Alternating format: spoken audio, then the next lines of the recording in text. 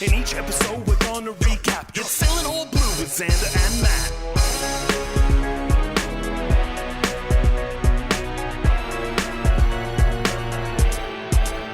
Sailing All Blue with Xander and Matt.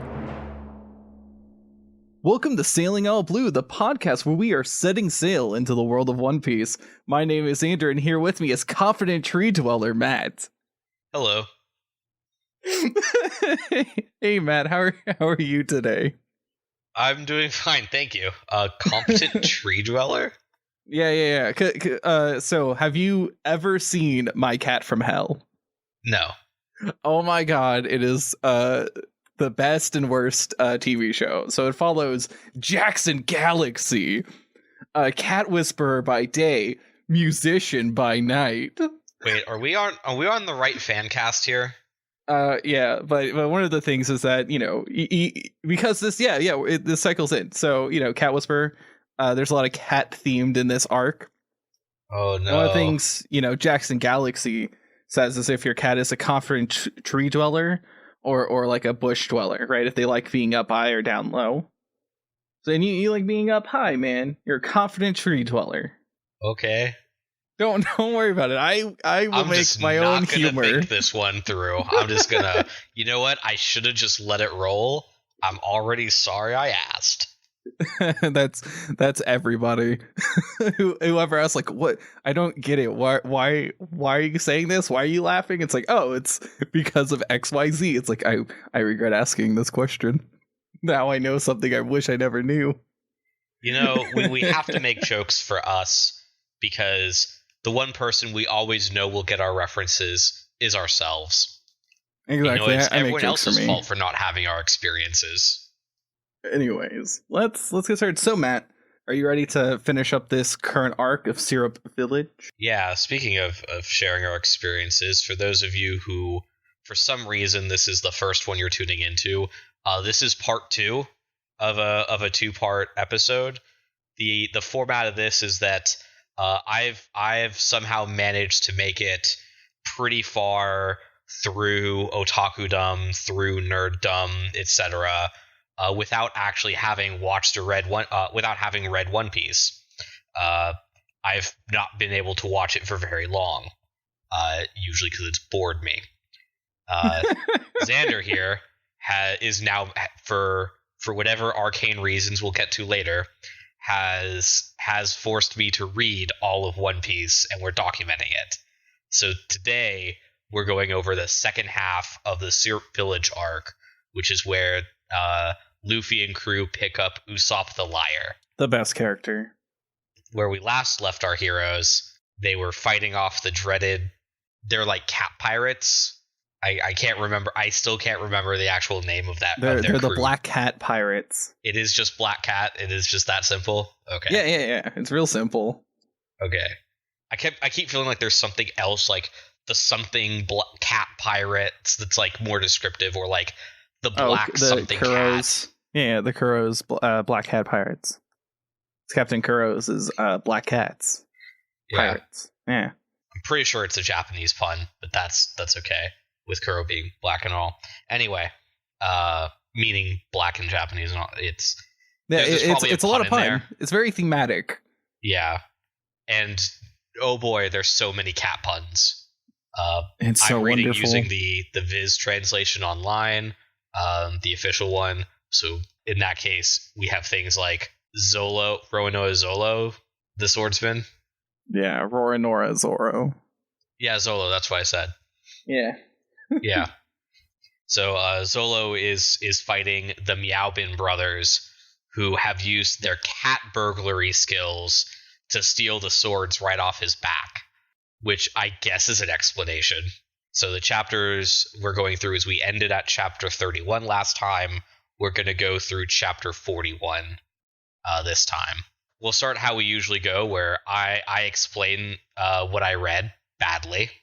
Xander is going to help highlight certain scenes that I may have forgotten about or not as paid as much attention to that he knows are going to be more important. And then we're just going to have a kind of conversation as to, you know, reviewing the chapters, our reactions, our thoughts, that kind of thing. Anything you'd like to go over before we start, Xander? Yeah, since this is our first time splitting an arc in half, I want to summarize a little bit of what happened last bit in the arc. So we got to the island of Syrup Village. We met Usopp. You know, he's a compulsive liar. He's running around being like, pirates are coming. But there's never pirates. He's been doing this since childhood. There's never pirates. Usopp meets, actual pirates who land, which is, our gang, our Luffy and Nami and Zoro. Some stuff happens. We find out the butler's an evil pirate bent on getting the nice ladies. I'm blanking on her name. Kaya's money by forcing her the right of putting him, Captain Kuro, into her will. And now we're like fighting people on the beach. That's what happened last time. Which, importantly, the only reason Luffy and the others were initially involved is because Miss Kaya's rich, so she can give us a boat, right? Because our current boats are terrible. They're not even real boats. They're little dinghies. So, yeah, there's currently a fight between formerly the butler Claudor, now revealed to be Captain Kuro, his crew. And we also saw Kaya and Kuro both heading off to the shore where the pirates have landed. So that'll come back up. In fact, in this first chapter for this reading, first we have Zolo fighting the Miaubian brothers. Basically, the only four characters of the bad guys that matter are the two Miaubin brothers, Django the hypnotist, who I have no clue how he's cat themed. I don't know how hypnotism is cat themed. I don't know how his heart shaped sunglasses are cat themed. Well, they're not. He's not cat themed. He just flashes. He's, we all know who he's modeled after, right? Like you understand the reference of Django. What is the reference? Michael Jackson. Okay. With that's the whole why he moonwalks. That's why he got the cool hair. I don't know why they're a hypnotist though, but I thought I didn't. It seemed besides the moonwalking bit that he does, it didn't seem very Michael Jackson-y. But I will give you the moonwalking. Oh, you got the hat. You got the hair. It's like late Michael Jackson, right? Whenever he had like the more straight, kind of wavy-ish hair.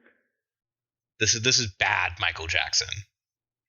Not Michael Jackson when he was bad, but like the album Bad Michael Jackson. Is it a bad? Oh wait, we can't sing. Okay. No, we kept it under 10 seconds. We kept it under 10 seconds. That doesn't matter anymore. Oh no, it doesn't. Oh no. No, they'll DMCA regardless. There's no. I'm not getting in this. Well, welcome to the last episode of Sailing All Blue. Welcome to the last episode of Sailing All Blue. Now let's jump in. Let's set sail. Anyway, yeah. So there's Django the hypnotist who is not cat themed. Still, Michael Jackson, not a cat. As his name suggests, he has some very ill-defined hypnotism powers. And then there's Captain Kuro, and these are the only bad guys that really matter because all the mooks kind of got beat up already. So Zolo's fighting the Miaubin brothers 2-on-1. Nami tells Usopp to help, and then immediately regrets it because Usopp hits Zolo. But it turns out Zolo took the hit on purpose because he's trying to tank them like a good RPG tank. And we get to see Zolo's thought process. His internal thought process is, I need more swords. I need more swords. Nami picks up on this and runs to grab Zolo's swords that have been thrown on the ground. But Django goes, no swords for you, and slices her with, it turns out his little hypnotism coin on his string is actually a chakram. So he slices her with that. And then Captain Kuro shows up and asks what in Neptune is going on, reams everyone out for being incompetent, and says that if you don't kill him in 5 minutes, he's going to kill everyone. But we'll get to that. We'll come back to that comment later. So everyone kind of gasses up Kuro, and Django has this whole monologue about Kuro's technique and how the way weird way he adjusts his glasses is actually muscle memory from adjusting his cat claw weapons to not cut his face while he adjusts his glasses. Which I think is so fucking cool. That is such a nice attention to detail. And it also kind of comes back to he wouldn't need to adjust his glasses if he'd just taken Kaya's gift of new glasses. Smashing them. But Nami uses the bad guy monologue as a distraction to give Zolo his swords, And Zolo proves that yes, all he needed was more swords, because then he one-shots the Meowbin brothers. But Fat Meowbin is alive, so Django uses that berserker hypnotism thing he used in the previous chapters. Nami goes to wake up Luffy. We get this cliffhanger at the end of that chapter with Django throwing the chakra matter. But next chapter it's fine because Luffy wakes up and takes the chakram. And in the back of the skull. No, it's on his like shoulder. Like it looks like it's his skull, but then like the rotated panels make it look like the shoulder or something. I thought it hit him right in the fucking back of the head. It's really weird. It's really weirdly drawn, and then he's fine though. Like I thought blades were the one thing that can hurt him, but I guess he's just like overall just has a lot of stupid invulnerability. I don't know. People have been stabbed a lot and just been fine. Yeah, remember, this is the world of One Piece. People are a lot stronger, a lot tougher. They can handle a few cuts to the head and to the arms. They're fine. It's whenever you like do a lot of cuts when, death of 1,000 needles, right? I guess. Kind of thing. I mean, by this point, from the hammers from the last couple chapters, before the mooks got taken out, all the ones with hammers, Usopp should have a concussion right now. Maybe that's the explanation for why Usopp acts so dumb, is he has a concussion. Just so many concussions. Just a permanent concussion. Kaya shows up and offers Clawdora her fortune if he'll just go away. And he reveals that, Kuro reveals that actually everything needs to be legal and accidental because he doesn't intend to throw away the Clawdora identity, but rather retire into it. Which kind of goes back to which now we finally have a reason for why he needed this whole 3-year butler plan. Is right now you get it, right? I get it. It's still it makes a little bit more sense, but now it's also his whole if you don't kill them all in 5 minutes, I'll kill you thing kind of goes away because he doesn't immediately reveal it after this. We'll get to that in a little bit, but he also reveals that as part of this plan, he was to live with this Clawdora identity. He was going to kill his crew anyway, so his whole threat doesn't mean anything because he was going to do it anyway. His plans on plans just seem so unnecessary. I mean, that's his whole thing. He plans. Yeah, well, it's like if they had all this treasure, that Nami ends up stealing at the end.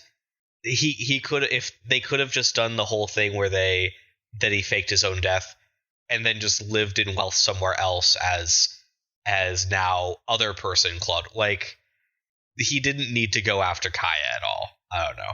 Anyway, this is when Kaya pulls out her gun. Where did she get that? From Mary, most likely. I guess the sheep man had a gun and gave it, but yeah, she pulls out a gun, just a big old pistol, like bigger than her head, because her head is so small. The thing is like thicker around than her arm.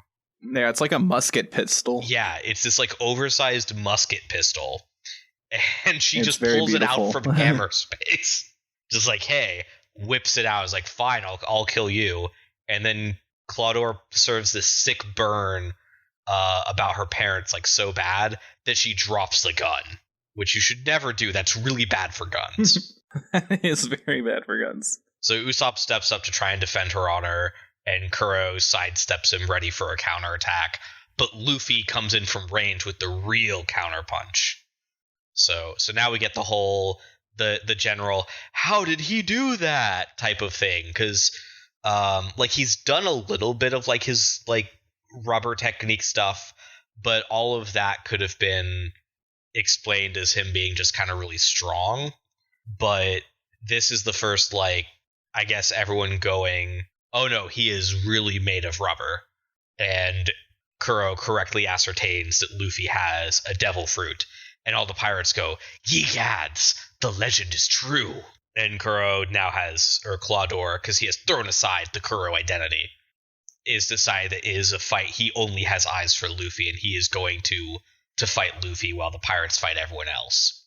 Zolo beats the fat cat again, who is still on this like berserker rage thing, and Usopp tells the kids in Kaya to leave because they have proven that they are useless. And there's this whole like, by giving the kids an order and framing it as a job, he makes it honorable. Wow, that Usopp. And Usopp then hits Django in the back before he can go after Kai and the kids, but just like slows him down. So we see Django eventually catches up to them, running through the forest, cutting down trees wholesale with his chakrams, and then it cuts back to Zolo beating the cat again. I don't think he beats him 9 times, but since one of the explanations earlier was that cats have 9 lives, I feel like they should have had him beat them up 9 times. I think if we go back, it's less than that. So Zoro hit him 3 times with each of his swords. That's 9 cuts of death. You know what? I'll take it. I'll take 3 times. I'll take 3 times 3.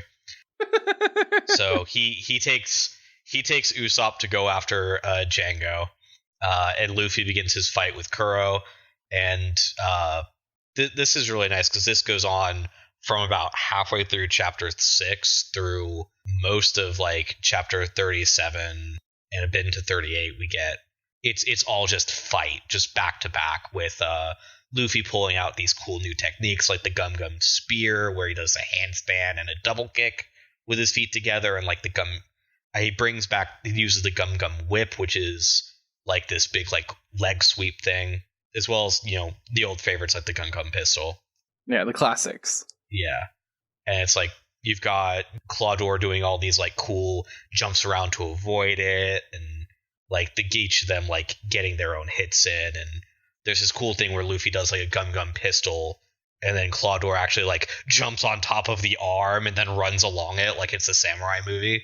So you've got also like the pirates in the background in these like small panels giving like commentary as like a peanut gallery. So which I think is great. They're like, we're not going to help our captain. He's going to kill us. Yeah. But we can at least like talk, just chill while we wait to die.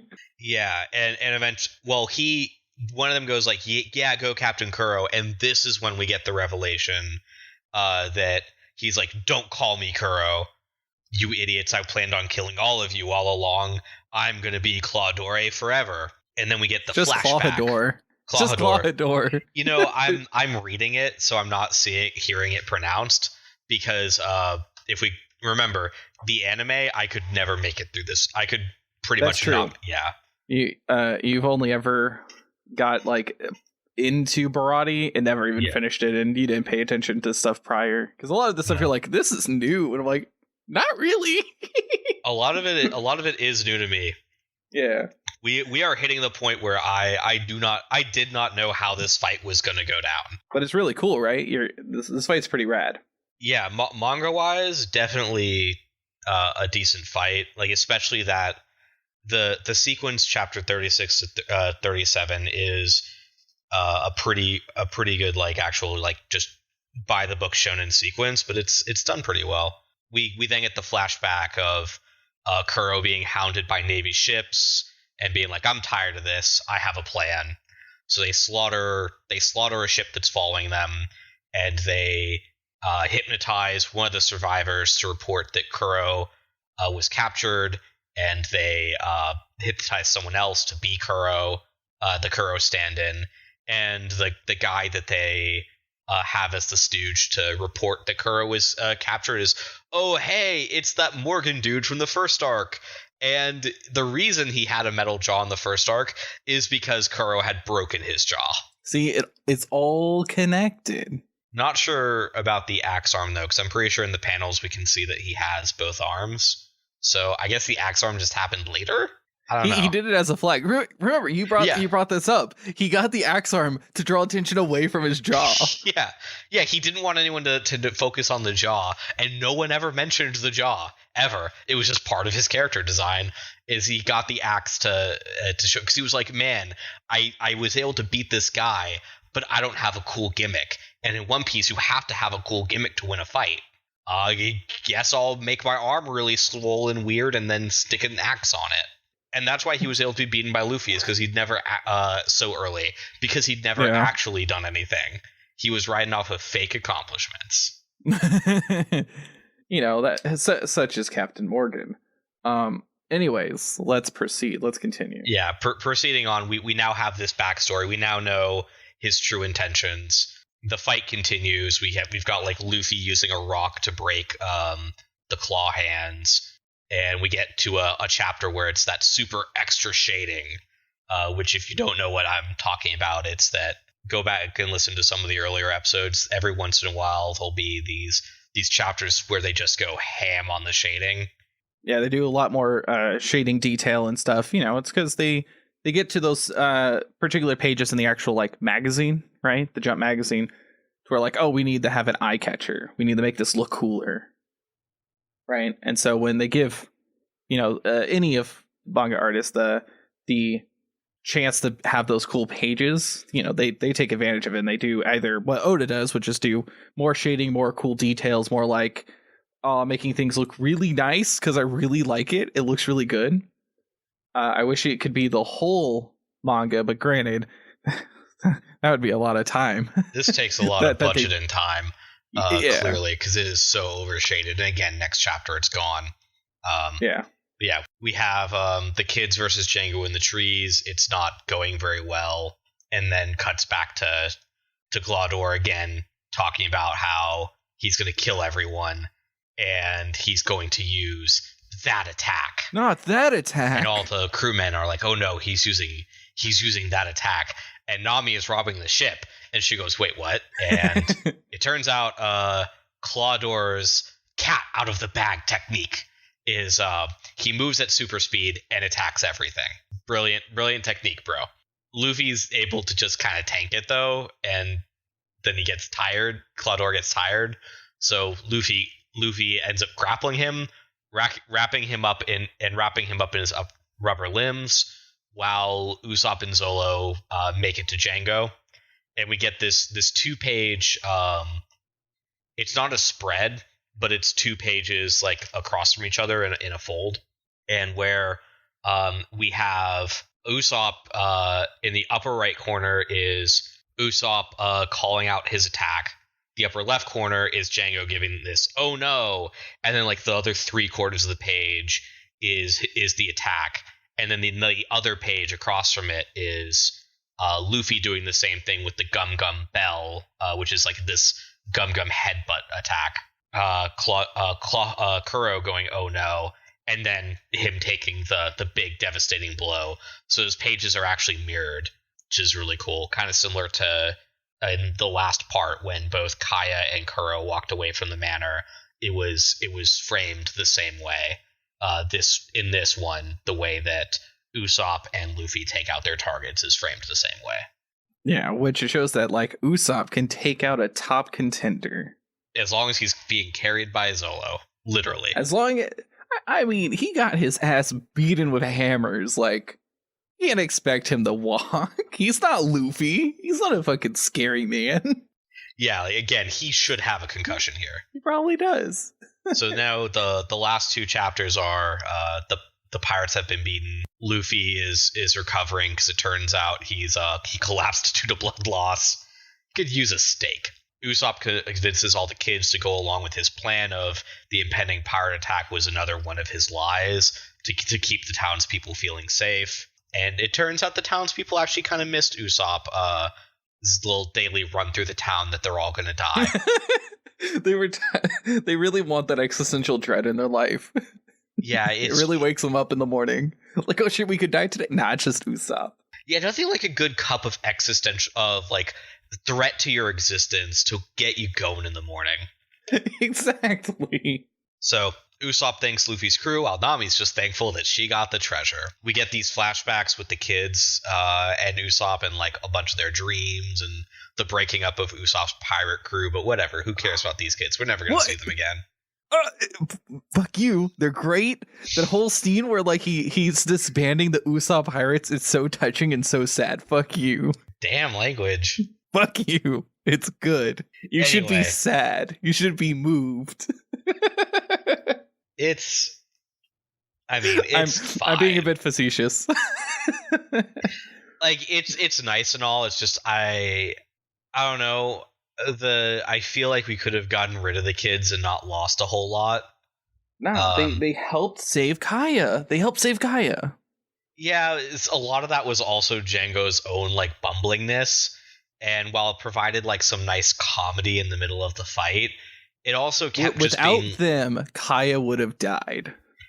But Kaya did end up signing the will to save the kids. So, if the kids hadn't been there, actually, everything would have gone even better, because Django wouldn't have been able to have something to threaten Kaya with to make her sign the will before Usopp and Zolo got there. Yeah, but Kaya wouldn't have run without the kids tracking her. It would have been in the big fight. It probably would have gotten killed by Kuro's out of the bag attack. The kids could be removed, and we really not lose a lot. No, they're so important. Yeah, I mean, going over their dreams and like the idea that not everyone's dream needs to be a pirate in the One Piece world. It's, in fact, some people can be like doctors and things. Speaking of which, that becomes Kaya's dream, is that it turns out that her illness was sadness over losing her parents, and she's over that, so she's better now. I don't know. I think it was Claudora's medicine that was so sinisterly. Go back and listen to the first part of this. I very clearly pointed out that the medicine that he was like, now take your medicine, like super sinisterly. I think she was being poisoned in like a whole like. Yeah. It's very much hinted that like, yeah, her illness was not only because she was sad, but that like maybe she was just being poisoned very slowly, so she had to rely on him so much. Yeah, I think we're in a George Joestar situation here. Kids ask your parents. Man, Oda is dark. Yeah, this is for kids. And there's poison medicine. How dare Oda have this in here? Fairly common. It was an illness that didn't do anything except make her like sit in bed. Like all she did was she was just 2020 quarantining better than any of us. Yeah, but it's how Usopp and her relationship grew, right? Is from her being sick majority of her life, and Usopp telling her all these fantastical stories of him being a super cool, brave pirate fighting giant sea whales and shit. So like it all works. It's all good. So we didn't get any confirmation, I feel, but Kuro definitely killed her parents, right? I'm still not sure. I assume maybe, but it could have been like they just died like while they were out at sea or something.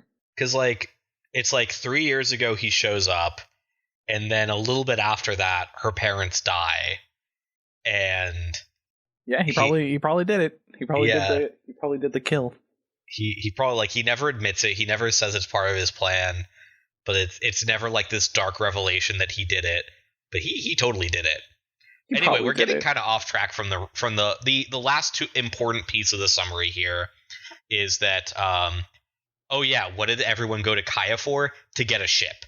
So Mary the sheep man, it turns out, is an expert ship designer and can build them very fast. So he builds this ship, the Mary Go, and then Usopp is like, I'm going to go be a pirate. You punk. It's the Mary Go. That's what it says on mine. I don't care. It's the Going Mary. Fuck you and fuck the translation. Wait, is that actually like a translation thing? It might be. Because like I've only ever known it as the Going Mary. It might. It could be that they renamed it the Going Mary, but it's the Going Mary. It might get renamed later. Let's not get too hasty on that. It's the Going Mary. Fuck you. But for now, it's the Mary Go, and it might be the Going Mary later. But if it stays Mary Go, then this is going to be a Zolo thing. And I'll be so mad. I'm gonna call it the Mary Go because I don't know that. I've never done One Piece before. It's the Mary Go. Yeah, and Usopp joins the crew. He has joined it as its captain. Luffy though is also captain, and this will appear to be a point of contention. Yeah, it's a contention where Usopp's like, I'm the captain, and Luffy's like, fuck you, you're not. I'm the captain, and everyone is just like, "Are you sure it's not her or the other guy who they seem like they have their shit together? You two are bumbling idiots, and I love y'all." So yeah, we have the chapter ends with Mary and Kaya sharing a touching moment. Mary remembering that Usopp started the whole pirates are coming thing because when his dad had left his mother to be a pirate, she fell ill, and so he did it to cheer her up. That dad's coming home is what the pirates are coming is supposed to mean. So she has to get better. But no, she died though. And so because Usopp's mom died, Kaya decides she's going to be a doctor. The end.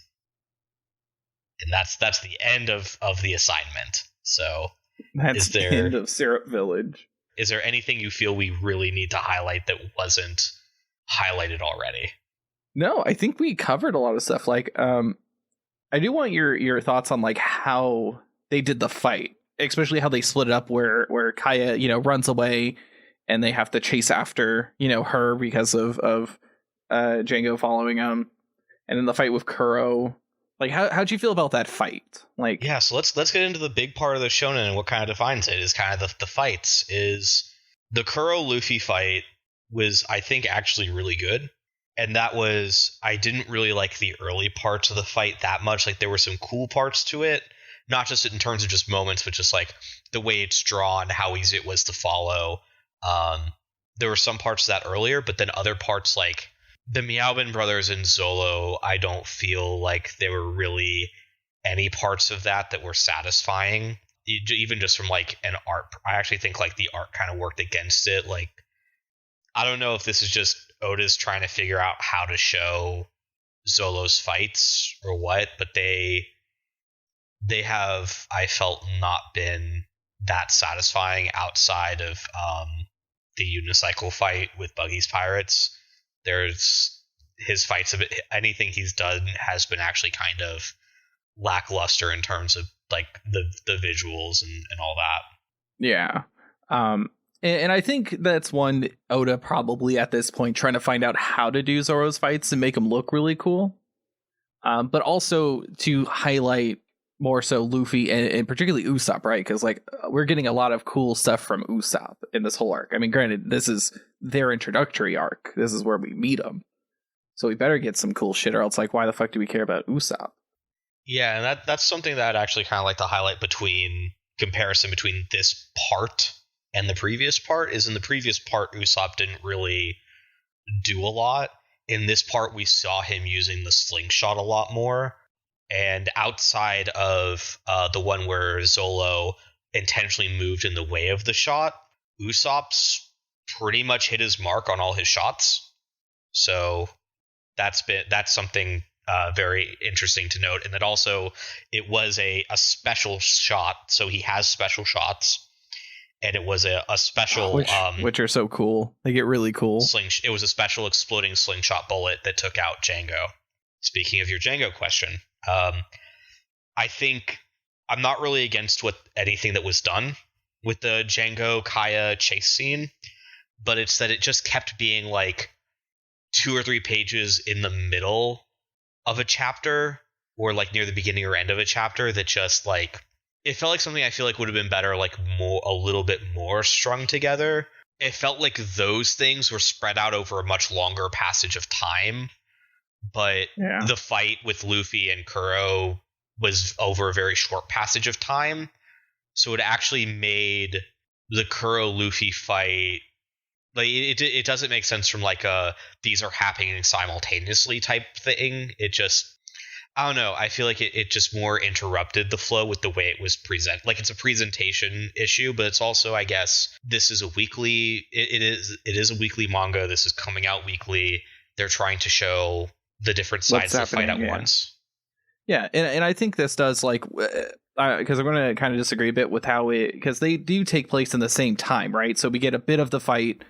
We get to a nice kind of like a bit of a pause, a break, a little bit of suspension, not much, but a little bit. And we cut to, Django, then we see trees getting cut down. We're like, oh, fuck. It goes back to the Luffy Kuro fight and it goes back to them. But it all leads up to that 2-page spread of seeing Usopp's cool hit and Luffy's headbang and the impact, the parallel pages. Because it leads up to that. That's why I agree that where we ended up was good.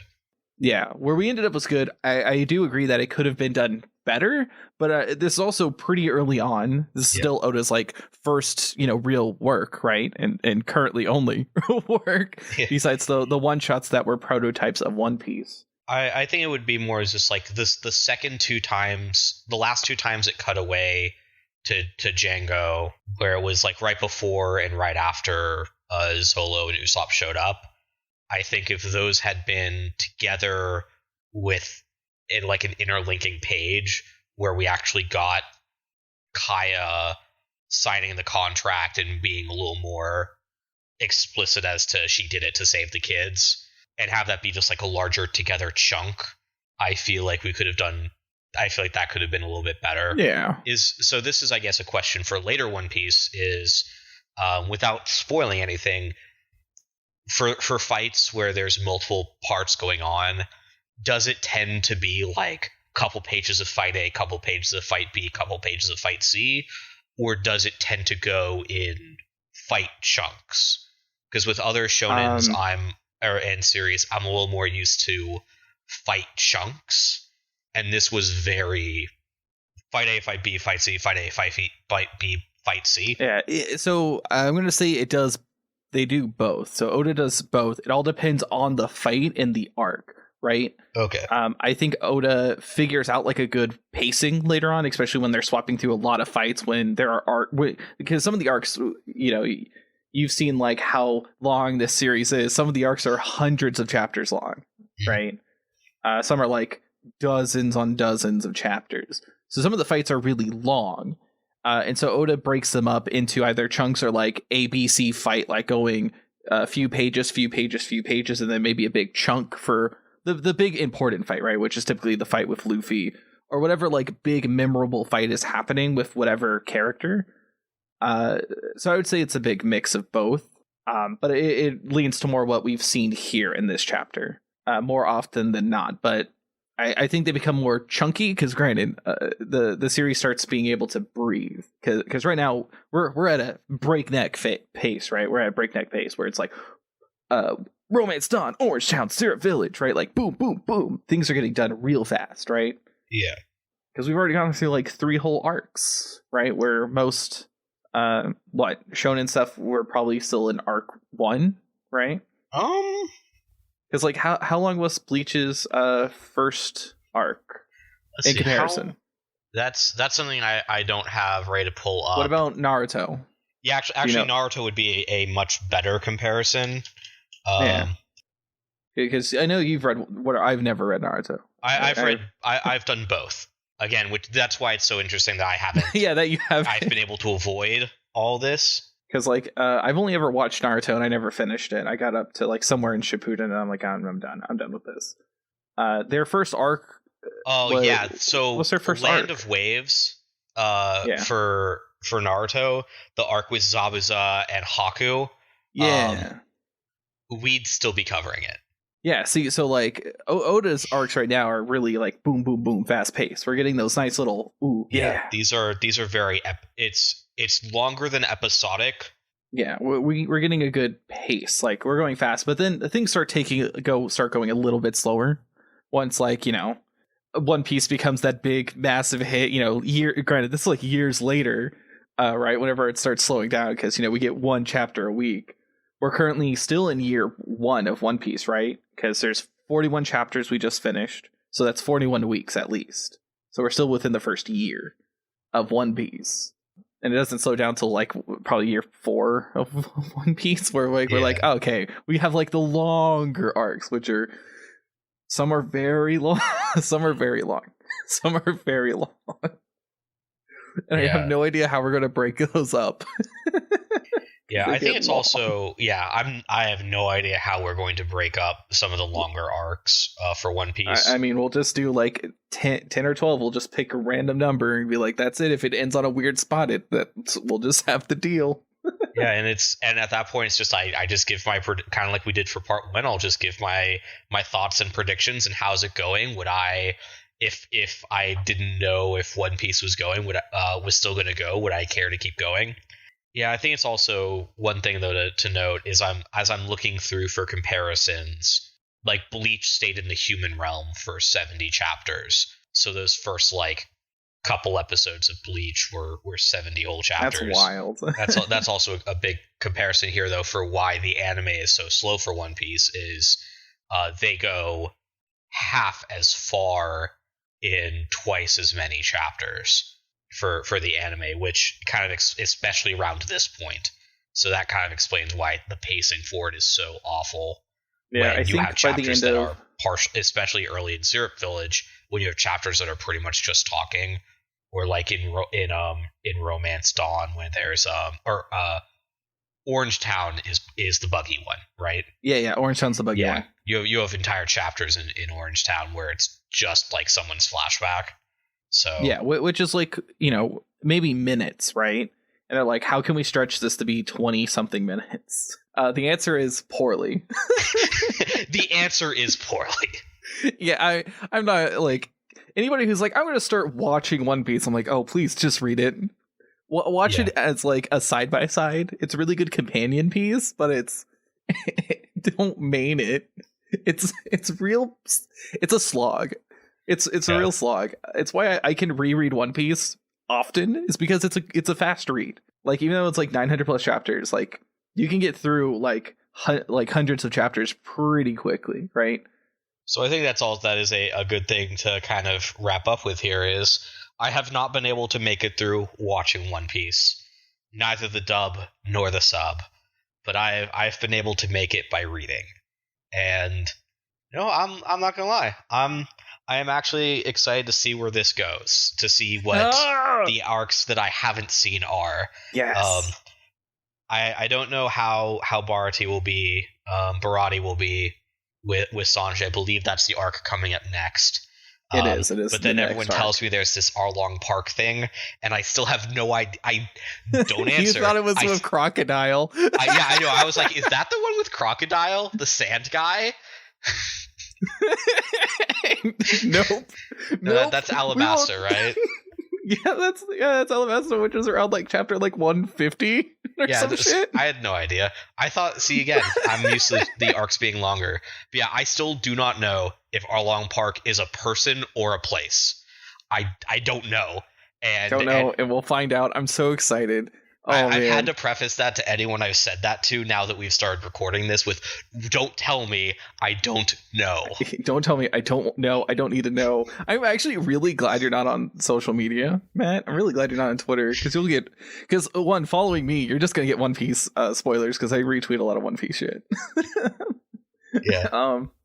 But also people can't just spoil you. They can't be like, have you seen this? And it's like, oh no. Well, none of our great listeners would do that to me. None of them would dare. None of them would dare. They're good. They'd be good people. Yeah, they're good pirates. They're not like Kuro. They're not here to spoil your time. Kill off your enjoyment, so to speak. So, good pirates. What is our homework assignment for the next one? What is our next reading? Oh, okay. So your next reading is for Barati. We're going to do chapters 42 to 52. So we're going to do 10 chapters. Did you check what chapter 52 was? No. I didn't. I did not. Well, I mean, I can real quick. Give me a second. Take a quick second. We'll wait and see if maybe there's like a chapter before. Or oh after yeah, no, we're stopping at 52. Oh okay. Yeah, you're gonna read 52 because it's it's the cool one. It's the cool one. We get to meet a cool person, and ooh, yeah, no, 52 is gonna be a good one to leave off on. Hell yeah, I'm so good. I know One Piece so well. Pure skill pick like a great cliffhanger. Yeah, pure skill. We get the coolest fucking one. You know what? I'm changing my homework assignment. Are you ready? Okay. 42 to 51. No. That way you can have a bigger cliffhanger. Because, it's gonna be so cool. You're gonna hate it. You're gonna be like, I need to read 52, and I'll be like, no, too bad. So your homework is chapters 42 to 51. That'll also help make it split up into 3 a lot easier too. Yeah. I'm making a note to myself that there is apparently some big cliffhanger to hate Zamber for stopping at. Okay, it's in my notes now. To hate you for stopping I'm so at excited. that cliffhanger. I completely forgot this character shows up in this arc, and it's the best character. We get it's so good. I'm so I'm so excited now. But man, we have done 5 episodes now. So listeners, we are recording this like months prior to releasing this, which is one very exciting for me because I just get to make sure Matt definitely doesn't get spoiled by anything through social media or through any of our other friends who have been thankfully very nice about not spoiling you, Matt. Yeah, who again, everyone I've mentioned that we're doing this to, who I've had to say, no, I have to go read One Piece. Have been, oh yeah, I love One Piece. My favorite arc is Arlong Park, and I have to go. Don't tell me. I'm not there yet. Just wait. It is my favorite arc. I think it's most people's like, probably if not like their favorite arc, one of their top ones, right? Because it's a very good arc. It's very good. If you like Arlong Park, you will like One Piece. If you don't like Arlong Park, you probably won't like the rest of One Piece. Right, which, as I guess an organizational note for you listeners, I think we decided if we were going to publish this around after we'd recorded Arlong Park or before Arlong Park. What was the decision? We are doing after. So once we finish Arlong Park, so this none is of you when can spoil me. Yeah, no, like we are going to treasure Arlong Park, and then after it's done, after your hype, that's when we're going to start releasing episodes. I'm super hyped. I'm super excited. I mean, granted, this is past us, so future us, we're going to be like, man, everyone's going to listen to this. They're going to hear what I'm saying right now and be like, oh man, I can't wait to get to these 2 nerds to get to Arlong Park and hear Matt's reaction to it, because I already know what your reaction was by the time these get released, so they won't know. You listeners won't know. Oh man, just wait. All right. I'm super excited. I'm so hyped. Thank you all for sailing with us as we merrily go on our way. You could say we're going on our merry way. I hate you so much, but I love it at the same time. Let's set sail. Let's get going. Oh man. Thank you all for setting sail with us into the world of One Piece. If you'd like to keep up to date on releases and what the current chapter assignments are, be sure to follow us on Twitter at SailingAllBlue. And we'd like to give special thanks to my good friend Birdie for composing our wonderful, amazing intro. To check out more of Birdie's amazing music, be sure to follow them on Twitter at HeyIt'sBirdie and check out their works on Spotify. I'm a big fan of the album VIMP.